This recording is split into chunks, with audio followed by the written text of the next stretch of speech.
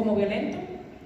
Cuando algunas voces desde el movimiento o desde el activismo mencionan que es parte de la disociación histórica del movimiento respecto a diversos temas y bastaría con dialogar para encontrar las salidas.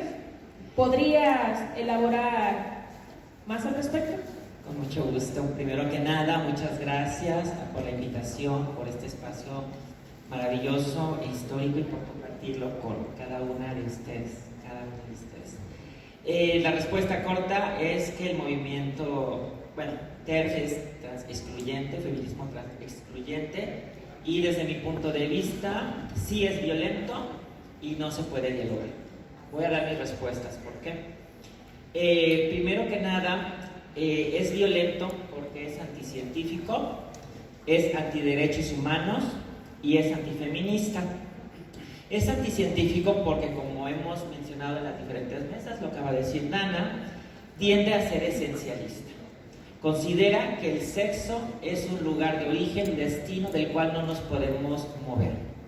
Y si lo hacemos, como dijo Dana y como han dicho muchísimas otras personas, se detonan diferentes prejuicios y estigmas de los cuales voy a abordar más adelante.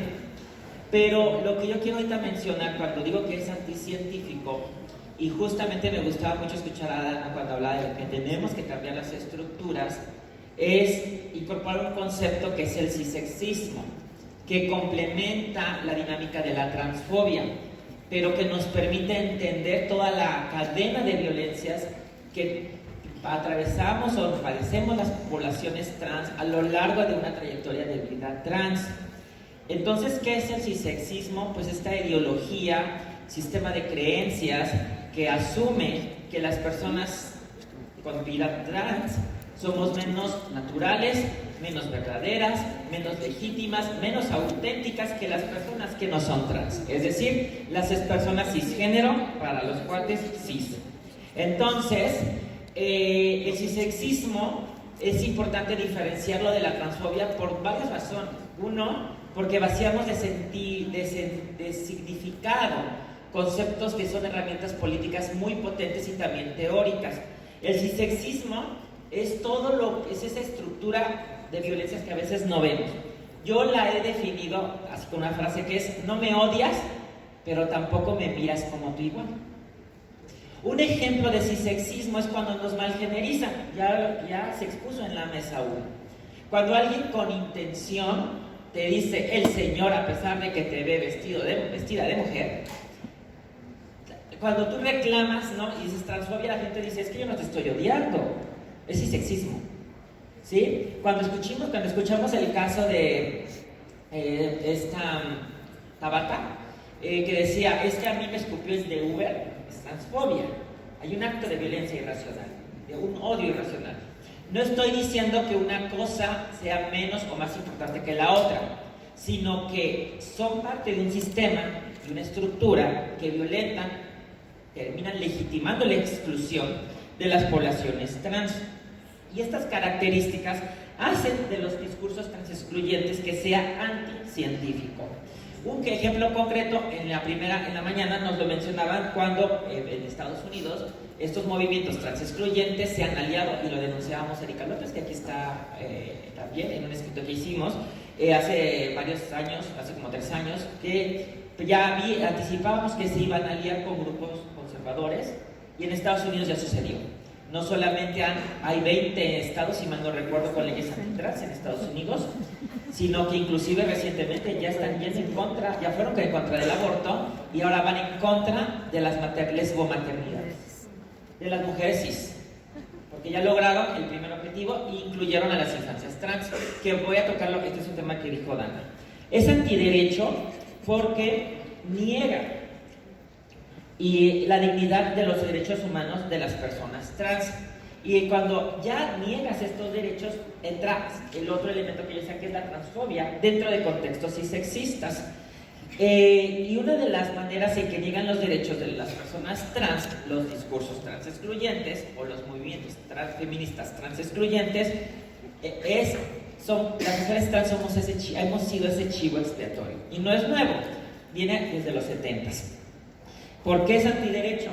Porque yo pudiera sintetizar que el núcleo duro de los discursos transexcluyentes es lograr la segregación, y subrayo la palabra segregación, porque es una palabra que en la historia de la humanidad nos ha costado muchas muertes, mucha sangre en términos raciales, en términos de las tierras, en términos de la dignidad humana de las diversidades, y por esa razón es antiderecho. Y es antifeminista porque niega, contrario a lo que los feminismos, y subrayo porque no hay una sola corriente, son muchas corrientes dentro de los feminismos, niega la autonomía de los cuerpos, que es una gran lucha de los feminismos, pero niega la autonomía si eres una persona trans. Es antifeminista porque excluye a las mujeres diversas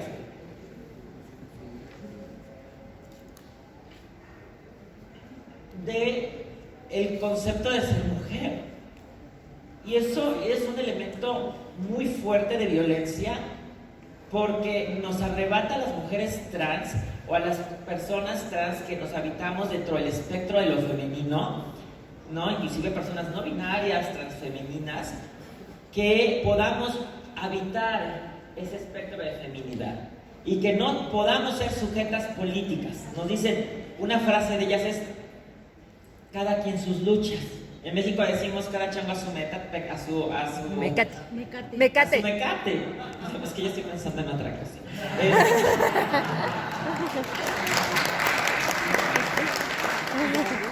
Entonces, es antifeminista porque busca segregarnos.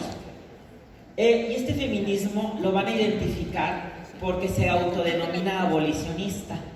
Pero contrario al feminismo abolicionista de la Davis, que es un feminismo abolicionista de las cárceles, de lo punitivo, mencionaban hace rato. No, ellas no les, de hecho son punitivas. Ellas son las que han impulsado las leyes punitivas de México en relación a la perspectiva de género. Ellas son las que abordan la perspectiva de género sin interseccionalidad y de una perspectiva cisexista. Es decir, históricamente han abordado la perspectiva de género como una herramienta que solamente aplica a las mujeres cisgénero, pero que no puede aplicarse a las personas trans. Este feminismo abolicionista, alguien decía en una mesa, se están organizando. Sí, se están organizando. Hace un año en México hubo un Congreso Nacional Abolicionista, aquí en la Ciudad de México. Y si mal no recuerdo, fue en este mismo espacio. Entonces, ese feminismo antiabolicionista está en contra de, y lo voy a decir como lo llaman ellas, no como le llamamos nosotras, porque desde las palabras se va construyendo ese discurso, ese discurso que termina siendo discurso de odio. Entonces, están en contra de la prostitución, que llamamos nosotros trabajo sexual. Están en contra de los estereotipos de género, que no es otra cosa que las infancias trans. Están en contra de la ideología de género, que ese es un concepto que acuñó el Vaticano, por eso también son conservadoras, y que es un eufemismo del reconocimiento de los derechos de las personas trans. Están en contra de los vientres de alquiler, que es un eufemismo de la gestación subrogada. Y a esto, en el año pasado, que se juntaron aquí en México, no sé si vinieron de otro país, y estuvieron feministas como Marcela Lagarde, estuvieron feministas como Alda Facio, que forma parte de la CEDAW, lo señalo porque la CEDAW ya señaló que la CEDAW, que es el instrumento internacional para reconocer los derechos políticos de las mujeres, los derechos de las mujeres a una vida libre de violencia, que sí abarca a las mujeres trans. Pero ellas mismas hicieron hace poco una amicus curiae para que el caso de Nicky Hernández sea echado para atrás. Nicky Hernández es un caso de una mujer de Nicaragua, si mal no recuerdo, que justamente llevó a esta ratificación de que las mujeres trans sí nos cubre este instrumento. Y a esto le han llamado, o sea, a esto que he mencionado, vientres de alquiler, le llaman eslabones del neopatriarcado neoliberal. Para ellas, esto que estamos haciendo aquí nosotras es un efecto del neopatriarcado neoliberal. Por lo tanto, ya con esto empiezo a cerrar esta primera intervención, no se puede dialogar, porque además de lo que he dicho, todo esto constituye discursos de odio. ¿Por qué? Porque promueven pánicos morales. Un pánico moral es esta idea de que algo gravísimo, terrible, catastrófico y apocalíptico va a suceder si reconocemos a las infancias trans.